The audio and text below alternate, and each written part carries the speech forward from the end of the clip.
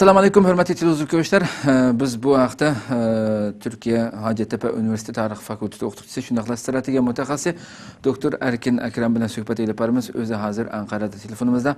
Assalomu alaykum. Aleyküm ve selam.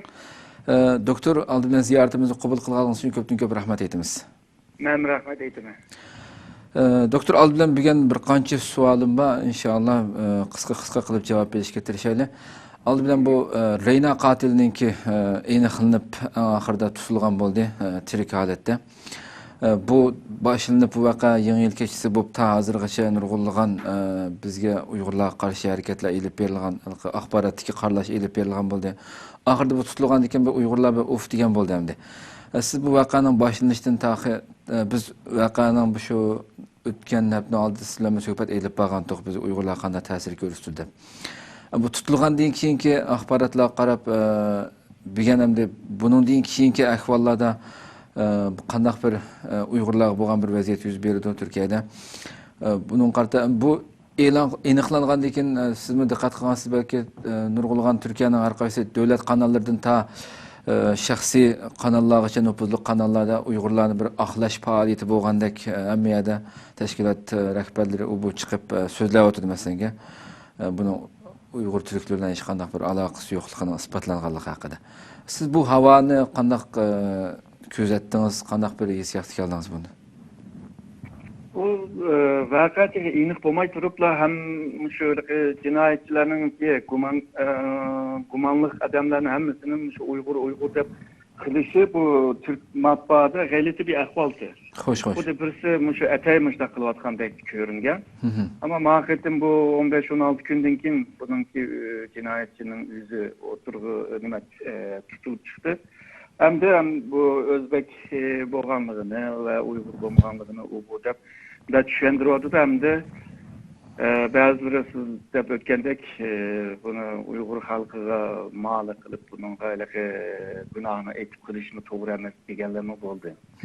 Ama bu meselenin bir tarafı. Yani bir tarafı şu cinayet işleyen şahsiyet bilen münasebetlik tekşüreçler yani ilip bir vardı. Bununla bir tordek bir teşkilat var ki yani toru bile bağlı. Hoş. Aqısın nurgulğan zengirisi var. Bu yerde 50 dek adam var ki bir yerde. Hoş. 50 çok küçük bulup. Bunun içinde Uygur bağlığını davadıdı. Demek ki bu vakanın içinde esas iş kılan Uygur bulması mı? Bununla yardım kılan veya bununla kolluğan digenlerin adamı Uygurluğa bağlığını davadıdı. Hoş. Uygur emezemdi. Başka Türkistanlıklar mı bağımdı? Hoş. Geçenlerin boğandaki, Afganistanlıklar boğandaki. Şununda yani Uygurlar bundan kutlamaydı. Hep oylayma. Çünkü Türkiye hükümeti mi hazır bunda akvalığa naiti çoğunma yerim. Yani Uygurları çoğun böyle bulanı Türkiye'ye yerleştirip kılıvarsak bulanı adamları bizimki memleketine urup selip kılıvadıdı depçi. Şununla bunun kim şu DAEŞ teşkilatına kayıtlıgan ya da bulavla münasebeti boğan Uygurlarını hem de ayırıp çıkmak hem de. Ayrıp çıkan için kandak kılmakçı o hakkında bir gap yok. Xitayga tapşıramdı, ya Türkiye'nin tırmıksı olamdı, ya kandak kılıdı onu fıkılmaydandı.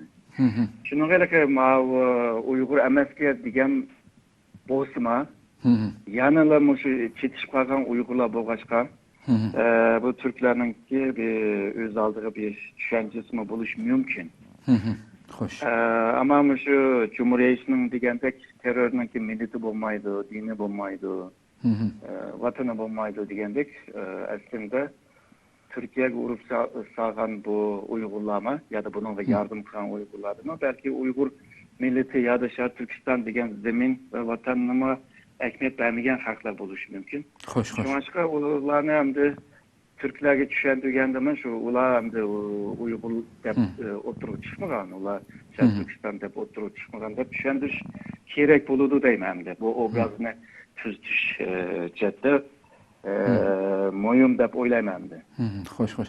Har qanday bir millatning ishidan albatta hammasining yaxshi bo'lib ketishi, unda har xil fikrlardagi, har xil fikri o'zgarib ketgan insonlarning chiqishi bir tabiiy ahvol. Turkiyaning ishidan masalan ko'rdik ana Muşiyada tug'ilib o'sgan, cho'ng bo'lgan, har kuni terrorlik voqealarda anglab turamiz. Bir millat shu millatning ichidan chiqib qolganligi uchun umumiy shaklda qarilinib bunday bir axborotlarda e'lon qilinmadi. Yana biz bundan keyingi masalan bizning millatning ichidan shunday bir sesiq almaning chiqib qelishi ehtimolligi yuqori ham baliqimi ancha-muncha axborotlarda bo'lgandek, shunday bo'lgan taqdirda sizcha bundan keyingi Turkiyadagi asosliq iqim bo'lgan, asosliq ko'p sonliqni egallayotgan Uyg'urlarning faoliyatiga, Uyg'urlarning da'vosiga zo'r darajada ta'sir ko'rsatmaydi deyalamiz. Bu voqea shu psixologik jihatda ko'rsatdi manfiy bir ahvolda. Ama haqiqiy jihatdan, ya'ni rostchil jihatdan ko'rsatadigan ahvol burunda biz deb o'tdik. Shu Turkiya bilan Xitoy munosabati. Xo'sh. Keyingi zamonda shu Xitoy yangi Ipak yo'lini taraqqiy qilaman deb Türkiye bilan mo'yin munosabatlarni qurishga tirishyapti.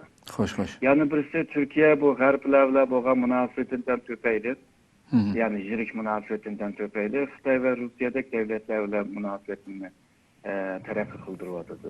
Shu o'tir sharqdagi masalalarni hal qilish uchun shu Xitoy va Ruslarninki qo'llashini qo'lga tushirishga tirishyapti. Bundan boshqa Türkiye Xitoydan mablag' silishini xohlayapti. Undan keyin texnikani ekspirishini xohlayapti. Ya'ni bunday yig'ib kelgan chaqda Turkiyaning milliy manfaat Uyg'urlarning manfaatidan ustun bo'lyapti. Xo'sh. Bunda bir paytda hamda Uyg'urlarningki tashkilotlarning faoliyatlarini bir cheklashninki ahvoli bo'ladi deb o'ylayman. Hamda Uyg'ur tashkilotlarining ba'zi faoliyatlarini cheklashga tirishadi deb o'ylayman. Xo'sh. Ama agarda faaliyetler kanunluk olsa, Türkiye'ninki kanunga mos kelgan bo'lsa, belki bunu to'sashmi tez. Fakat hazır Türkiye'nin kona asas kanun tefi özgürlüğüdür, yengisi tefi çıkıp olmadı. Şu üçüncü vakitte yani tayindiğen bir nime kanun yok hazır. Hoş. Aslında var. Ama tayinip durup kıldığan olmadan için Muşu ceryanında bulup mu Türkiye'ninki alaydı bir siyasi hal vardı. Hoş. Bunda vaxtıda hükümet bir var. Siyasetine özgürlüğünden, kanuna özgürlüğünden hakkı iyi. Şunun gayrı Muşu ötküncü vaxtıda Uygur teşkilatlarını Muşu kanunluk olan takdirde belki ya tavsiye şekilde yani kımanla deydi. Ya da kısanla olmaydı deydi. Ya da kılışınlarına mani kıldık deydi. O yüzden bir çekleşninki bir ahvalı bağ deyip formulasını kıladıydı değil mi? Şununla bu yıl belki Xi Jinping'ninki reisi Türkiye'nin ziyareti buluş mümkün. Bu ziyaretten evvel bu meseleler hal buluş lazım. Mesela Xitay'da Türkistan'cılarını bir taraf Xitay'san da vardı. Yapacağım dek ya da başka şu şahsiyetlerine kaytırpersen de vardı. Bunun karta biz şu meblağ salımız, o kılımız, bu kılımız da vardı. Ama bu kandak buludu tefi yaxşı bilmeyimiz hem de. Netice kandak buludu, terakkiyat kandak buludu. Bunu hem de aldığımızdaki günlerde körümüz hem de. Hoş. Hem de hürmetlik erkinki hem de şu ikinci bir mesele şu 17. yanvar günü şu Şveysariyada Dünya İktisat Munbiri bu yığını açıldı. Bununla Xi Jinping katnaştı. Xi Jinping şu Xitay reislerinin içinde tuncu bulup katnaşkan reis kenemdi bu yığınga. Aldılar ben hem de bu yığında söylenenlerine deyiştim burun. Nime üçün mesela Xitay ta hazırgıça tarixte tuncu qatim katnaşkan reis Xi Jinping oldu. Burun nime üçün katnaştırılmagan Xitay mesela. Muşaqti fikrinizde baxsam. Burun bu yığınga şu mütehassıra kiletti. Bulup şu iktisadi mütehassıra kiletti. Hoş. Onunla şu münasebetlik bazı ministerler kiletti, baş minister kiletti. Hazırki baş minister Li Keqiang özü şu iktisadınki mütehassıs. Aslında şu kiliş lazımdı. Yani yığınınki mezmununa muvaffak. Ama bu da Xitay hem de özününki köz karışını bulup mu şu dünya siyaseti, dünya iktisadı, ticaret şu cihetten özünü fikrini dünyaya tanıtış için Xi Jinping bivas bununla katlaşkan. İkincisi Xi Jinping şu yılınki ahırlarda küzde içildiğen partinin 19. kurultayda yeniden sayınıp çıkıdı. Hoş. Bu sayılışının aldı da üzününki inavetine, namını çitleş için bozma, bunda jığınga katlaşıp dünyada üzününki, şu Xitay'ınki asas başlığı digenine közetmek için. Hoş. Elime Xitay hazırki hakimiyet işindeki Xi Jinping siyasi parti ve şundakla Ermenininki hukukunun şu çoğun hukukunu koluğa ilvagan.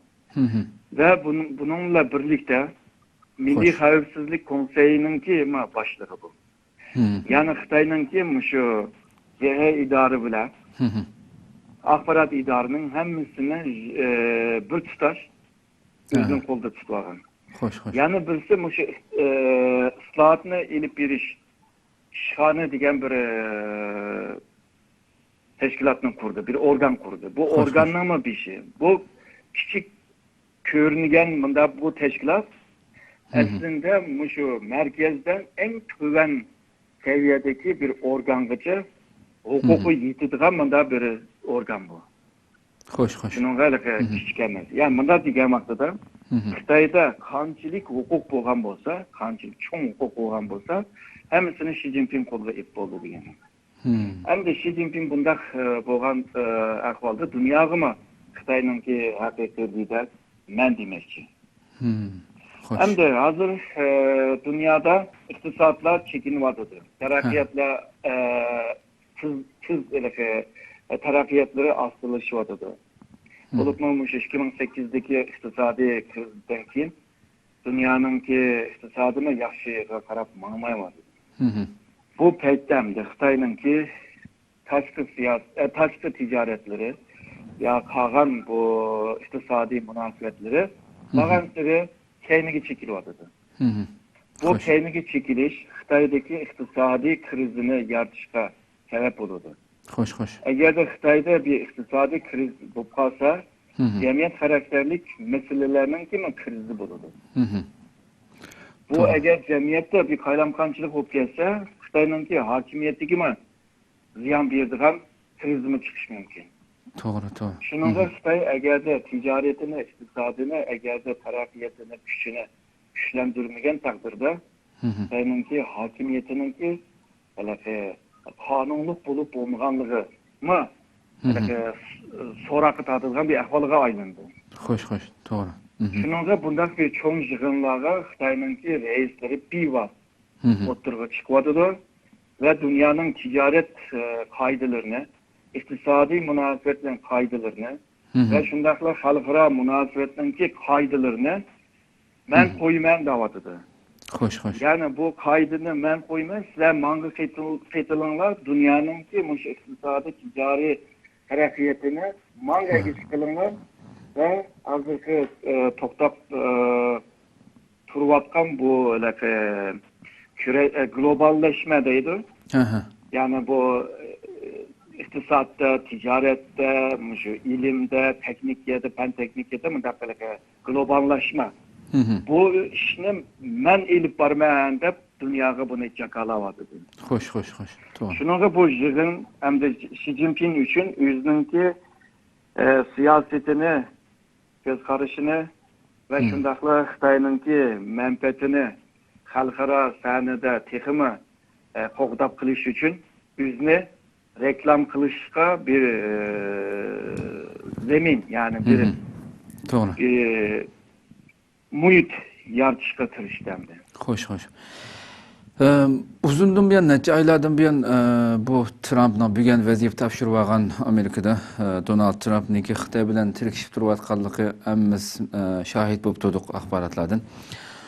Axir bugün vaziyet topshirib oldi. Bu vaziyet topshirib olishdan 2 kun burun 18 yanvar günde Hong Kong kundalik xabarlar gazetida o'sha Donald Trump'niki axborot vositalariga Rossiyaga qartilgan iqtisodiy jazoni amaldan qoldirib, Xitoyning bir jungo siyosatini qo'llashni voz kechadiganligidan bishorat berganlik to'g'riliq bir maqola xabar e'lon qilingan bo'ldi. Bununla siz qanday qaraysiz? Bundaq bir uning keyin yana bir masala Xitoy hech bir zaman ma'yunni masalan eng g'alaba qozongan bir tijoratchi Xitoyni Amerika bilan bevosita suhbat elib berishga bu qatim uni oldiga surganligi. Mushu masalaga qanday qaraysiz? Bu saylan vaqtida deyilgan gaplar balki mushu hokimiyat beshigi kelgandan keyin o'zgarib qolgan ahvollar bor. Ama Trump mushundaq gapni deb, onundan keyin bu hokimiyat beshigi kelgachga Xo'sh. ba'zi degan gaplarni amalga oshirish lozim. Mandaq degan vaqtida endi Rossiya bilan yaxshi munosabat qurishga tirishidi. Misolga hozirgi tashqi ishlar ministrininki nomzodi Rossiya bilan yaqinligi bor. Xo'sh. Ama qolgan misolga armiya meselesinde, xavfsizlik meselesinde, onundan keyin bu axborot yani istihbarat jihatdagi odamlar hammasi Xitoyni yaxshi ko'rmaydiganlar. Shuning bilan bunday bir ahvol chiqyapti. Trump shu hokimiyatning beshiga kelgandan keyin Rossiya bilan yaqinlashib, Xitoyni bir siyosiy yoki shu strategiya muasirga ilishga bir planlayotgan o'xshaydi. 1971'de Amerika Sovyetler İttifakı'nı şu muasırga iliş için Xitoy bilan, yani Xitoy bu vaqtida Amerika bilan düşmandı. Ular strateji hamkorlikni quraladi. Xo'sh. Hatta 79'da Sovyetler İttifakı Afganistan'a kirgan vaqtida armiya kirgan vaqtida Xitoy Amerika şu Afganistan'da Sovyetler İttifakı'ga qarshi hamkorlik qildi.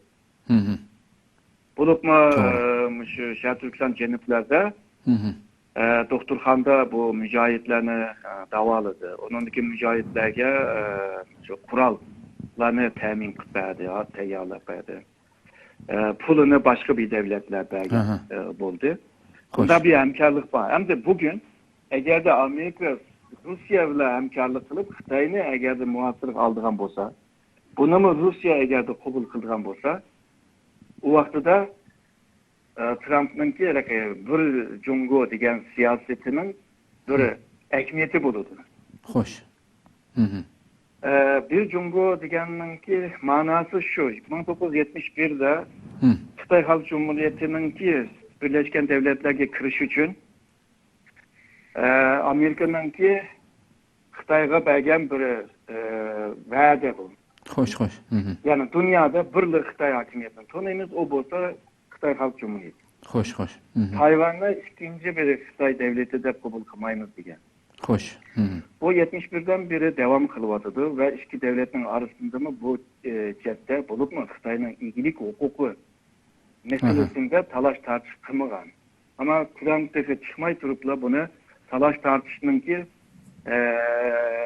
malzemeye yani bir vasıtıga aylandırdı. Xo'sh. Eğer de Amerika Xitoyningki iyilik hukukunun hukukluk ya da kanunluk bulup bulmaganlığını talaş tartışga yol açkan bolsa, Xitoy hokimiyatininki kanunluk bulup bulmaganlığını yani bulup mu Komünist Partininki Xitoyni boshqurishninki haqqının bo'lmaganligini talaş tartışga ichildi.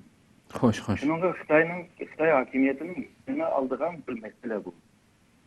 Xo'sh, to'g'ri. Eğer de Rusya bilan chiqish qilsa, Xitoyni muasir qilib, Xitoyni ma'qul qilgan, Xitoyni Amerikaninki sizlikda belki talep qildi. Ama Rusya qabul qilmay qolsa, Amerika yana burunqi siyosetini devam qilishi mumkin. Ham Rusya bilan ikisi hem Xitoy bilan kurashib devam qilish mumkin.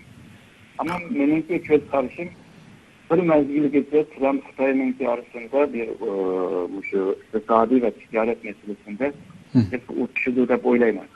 To'qishib urushib qiladi deb o'ylayman. Ama çünkü bir mezgildeki belki her iki taraf birbirini düşünüp birbirine taviz verip yani menfaatlerine imtiyazlarını verip belki çıkış oladı deb o'ylayman. Yani bu axborotlardagi bir-biriga bo'lgan masalan bu Mush bir Xitoy siyosiy masala chiqqandan keyin Xitoyning tashqi ishlar ministrliklari darhol raddiya qaytarib, agarda Amerika bir Xitoy siyosatini qabul qilmasa, ikki davlat o'rtasida urush yuz beradiganligini tilga olishi, Trumpning ko'z yoshiga qaramaymiz degan gaplarni qilishi, hammasi bu uning keyin Amerikaning yana bir tarafdan qarasangiz F-35 aeroplanlarini Yaponiyadagi bazasiga o'rinlashtirib, harakat holatiga keltirishi, bularning hammasi ham bir faqat nima deb ataymiz bularni endi? O şu 2000 yılından itibaren Amerika Asya'ya qaytish degan bir siyasetini ilib bordi. Xo'sh. 99'daki ahirki aylarda, 11. ayda o vaqtdagi Amerikan prezidenti Obama Xitoyga bir ziyorat qilgan. Ve bağlan ziyarette planlanan taleplerinin hiçbirisi amalga oshmadi. Xo'sh. Şununla Amerika hamda bu Xitoy bizi bilan do'st bo'lmaydi deb, raqib ya da düşman bo'ldi. Deb şu 2000 yılında bu siyasetini o'zgartirdi. Yani Asya'ga qaytib, bizmi Asya deydi. Ondan keyin 2012-2013 yıllar arasında Amerika hükümeti olsun veya Amerika'nınki Army ministerlik olsun, Pentagon olsun. Ular bir qancha dokladni e'lon qildi. O doklad bo'lsa 2030gacha Xitoyni agarda shu biz o'ylagandek xalqaro tizimga, xalqaro sistemga aklamay qolsa, Amerikaningki yiqilib tushishi, cho'g'ilib ketishi tayyorlar deydi. Ochiq oshkor deydi. Shunga Xitoyni muasirga ilish lozim deydi. O şu yıldan beri Amerika şu Xitoyninki etrafıga olup Asya Tinch okyanında bütün askeri güçünün bu kural, arplan, şu sunni emra, sunun astideki kiyime, üstüdeki kiyime, şöyle ki en ilgar kurallarının %60'ını, yani Amerika'nınki ermek güçünün %60'ını eşek yürütmüş. Hoş. Hazır bu F-35 olsun, bunu A, B, C tür xilları var. Bunların hepsini asla şu rayonga yetke var dedim. Hoş. Amerika'nınki en ilgar radar sistemi bu mu şu Asya Tinchlik Okyanusu'na? Mesela Amerika'nınki işlep çıkaran hem tip uçar hem uruş arplanı. Boğan MV-22 degan arplanma eşeğe yerleştirdi. Yani jülüp gelgen çağda Amerika şu soğuk can vaktida Avrupa'da yerleştirgen %60 ermek gücüne hazır Asya Tinch Okyanusu'da toşuvadıdır. Bu Obama'nın hükümetininki siyaseti. Hazırki yeni prensip Trump geldiğinden keyin bu siyasetine devam kılmamdı. Belki bir mezgil bir miki buluş mümkün. Hoş. Ama keyinki zamanda belki yine şu siyasetine ilip aradı. Yani ticaret, iktisat, şu chatdeki münasebetlerini tarafı kıldırıp ama şu havasızlık meselesi kelgan chog'da, mutabiye meselesi kelgan chog'da Xitoyning yana shu muasirga ilish. Yani her iki kolunu işletish, bir kolu yumuşak, bir kolu qattiq. Yani Xitoyni ma'qul qilmoqchi. Deb o'ylayman de. Yani Trump'ninki ta şu Trump g'alaba qilganda, saylamda g'alaba qilgandan buyon nurg'un xalqaro axborotlarda mutaxassislarningki suhbat programmalari qarasa, Trumpning yani nima ish qilganligini belgilanmaydigan darajada aynan bir odam ekanligi tuyuqsizlam hech kim o'ylamagan yerdan bir gapni chiqariblam shunday bir jiddiy shaklda bir ish qilib o'tadiganlikdan iborat har xil mulohazalar o'ttirib qo'yildi. Sizce shunday xususiyati bilan Xitoy bilan shunday tirkishish, uningki ichki kabinetdagi atrofidagi odamlarning ko'pinchisi Xitoyga qarshi insonlardan to'plandi hozir hamda. Shunday bir vaziyatda kelgusida mana Xitoy bilan bir amaliy bir urushga kirib qolish ehtimoli, chunki nurg'un analizlarda Trump kelgandan keyin cho'qim dunyoda bir cho'ng bir urush, mayli qaysi davlatlardan bo'lsin, bir urush cho'qim bo'ldi deb qarayotganlar ko'p hamda. Xitoy bilan shunday bir urush bo'lib qolish ehtimoli qanchalik sizcha? Menimcha bek töven. Endi hozirgi vaziyatga qaragan chog'da. Ertaga vaziyatlar jiddiyleşip qolsa, bir devletninki qilib qolmasligi, ya'ni bir devletning yıkılmasligi degandek shunda bir menfaatga taqishib qolgan vaqtida jang ondan keyin boshlaydi. Xo'sh. Endi bu Trumpning o'zimi bu tijoratchi bo'lg'achqa va tijoratchilarni jangni xohlamaydi.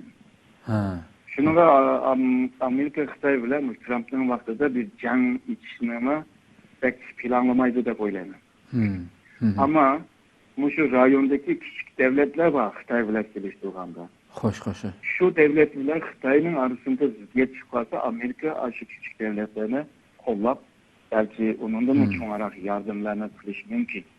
Ya'ni boshqa davlatningki qo'li bilan Xitoy bilan jang qilishninki ehtimoli bor. Ama bu töven bir ihtimal. Amerika'nınki məqsədi hazırki gücü bilen Xitay'a bisim işletip ve bu bisimden aslında Xitay'ını Amerika'nın kurgan halkara tüzüm ve sistemge maskelson deb bunu xalaydı Amerika. Xo'sh. Olsa Xitay hakimiyeti demokrasileşse texmi yaxshilaydi. Ama Xitay'ni çuğuytiş, Xitay'ni yıkıtmütiş, şundakla bu dünyanınki nüfusununki 5'te 1'inin teşkil kılgan bunda bir bazanı yokutup koyuş, bu Amerikalıklarının kıldığan işi emas. Şunlaşka iki devlet yüz yüze gelip Türkiye hükümetinden bir canga kırmaydı dep oylayman. Xo'sh. Ko'pdan ko'p rahmat, nihoyat yaxshi ish berdingiz. Rahmat sizga. Ziyoratimizni qabul qilgansiz. Ben rahmet eyledim. Rahmat. Alloh razı olsun.